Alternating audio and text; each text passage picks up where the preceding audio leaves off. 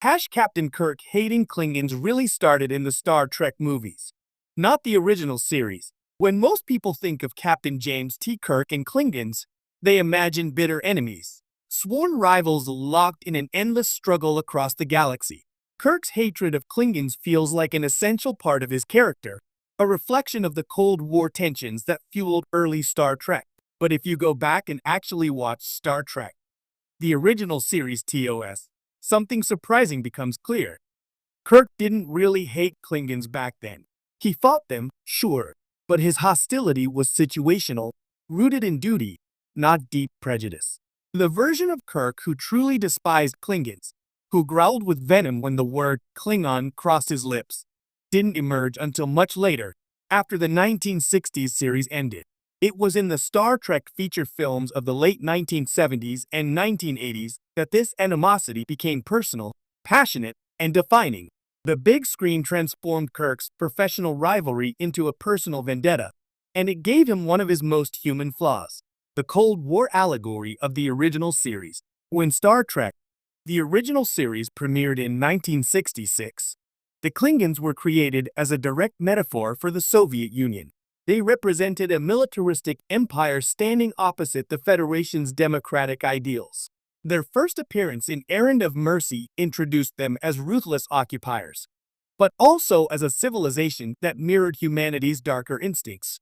Yet, despite the Federation-Klingon tensions, Kirk's attitude toward them was not fueled by hatred. He was a soldier doing his job, a man of principle acting under orders. When war was imminent, he was ready to fight, but he also respected the balance of peace once it was achieved. In Errand of Mercy, when the powerful Organians force both sides to end hostilities, Kirk isn't consumed with anger. He's frustrated by lost agency, not racial hatred. He even admits to understanding the Klingon Commander Kor, who becomes a kind of mirror image of him, a warrior with similar passion, intelligence, and pride. This dynamic is important. The original Kirk viewed Klingons as adversaries, not monsters. In Day of the Dove, when a malevolent alien manipulates both sides into fighting, Kirk is the one who ultimately calls for peace. "We're both victims," he says, forcing his crew and the Klingons to lay down their weapons. Hatred is literally portrayed as an external force to be overcome, a sharp contrast to the bitterness that would later define movie-era Kirk. Even when the series leaned into military tension, Kirk's words often reflected nuance. He was a tactician, not a zealot. His mission was to explore and protect, not to annihilate. For all of his confidence and swagger, the Kirk of the 1960s still believed in the Federation's ideals of understanding and coexistence. So what changed? The Wrath of Khan and the shift to a more personal Kirk. By the time Star Trek, the motion picture, arrived in 1979, Kirk had aged, retired, and become a symbol of the past. The idealistic space explorer was now a man wrestling with obsolescence and loss of purpose. That tension carried into the rest of the movie series, and it's within this older, warier Kirk that the seeds of bitterness took root. But it was Star Trek II, The Wrath of Khan 1982, that changed the emotional landscape of Star Trek. While Khan was human, the film introduced a darker, more introspective tone for Kirk. He was no longer the idealistic young captain. He was haunted, nostalgic, and facing mortality. That vulnerability opened the door for more complex emotional responses in later films, including anger, prejudice, and grief. By the time Star Trek III, The Search for Spock 1984 arrived, those emotions were about to explode, and the Klingons would be at the center of it. The genesis of hatred in The Search for Spock. In The Search for Spock, Klingons weren't just antagonists. They were murderers, responsible for killing Kirk's son, David Marcus.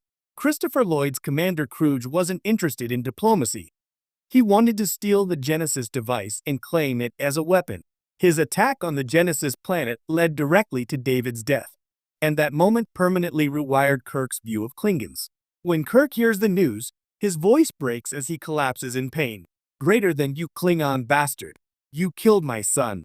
It's one of William Shatner's most raw and emotional performances in the entire franchise.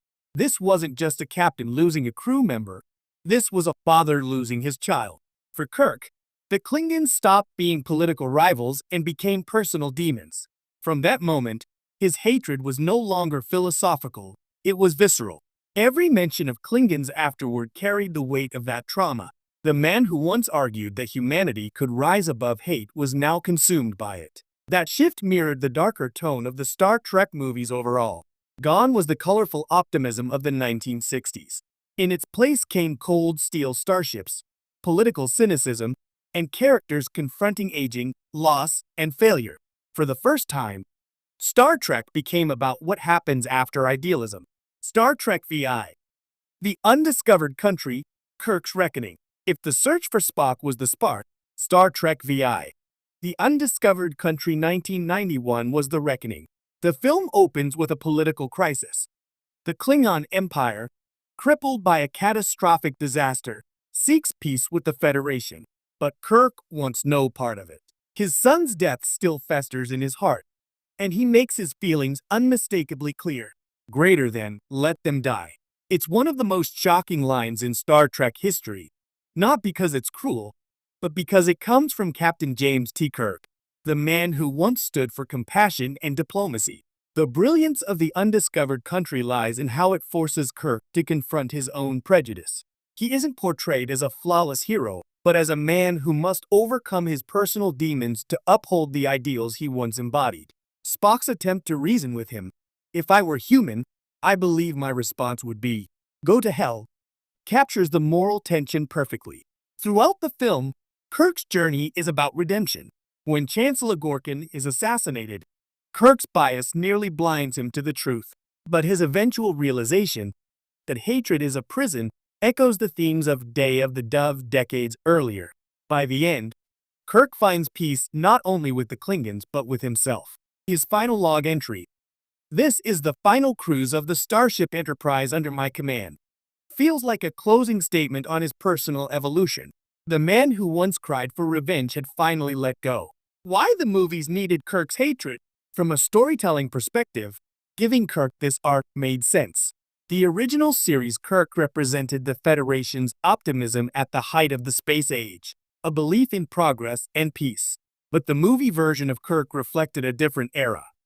The late Cold War, when peace with one's enemy felt uncertain, even frightening. By turning Kirk's conflict inward, making him the one who must overcome hatred, the films made Star Trek's idealism feel earned rather than assumed. It wasn't enough to talk about peace anymore.